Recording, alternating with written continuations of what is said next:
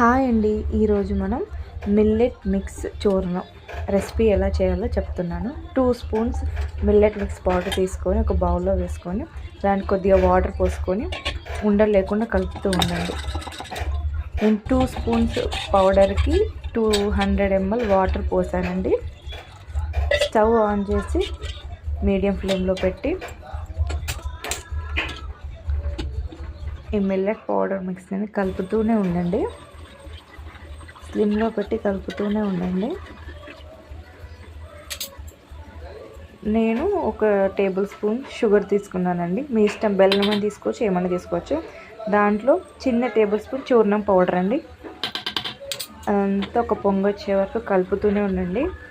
ఈ వాటర్ బదులు మిల్క్ కూడా తీసుకోవచ్చండి. నాకు మిల్క్ అంటే తెగ నచ్చదు, అందుకే వాటర్ తీసుకున్నానండి.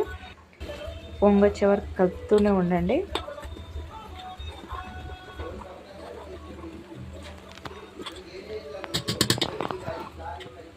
కొద్దిగా చిక్కబడగానే స్టవ్ ఆఫ్ చేసేసుకోండి. చల్లారాక ఒక గ్లాస్లో పోసుకొని చిక్కబడదండి. చూడండి ఎంత చిక్కగా అయిపోయిందో. నాకు ఒక హాఫ్ అన్ అవర్ పట్టింది చల్లారనికి. ఆ చిక్కబడిన దాంట్లో కొన్ని డ్రై ఫ్రూట్స్ తీసుకున్నాను. నా దగ్గర ఉన్నాయి ఆల్మండ్, పిస్తా, ఫ్లాక్స్ సీడ్స్, బాదం అవన్నీ తీసుకున్నానండి. ఇవన్నీ మిక్స్ చేసుకొని రోజు తాగితే సూపర్ టేస్టీ అని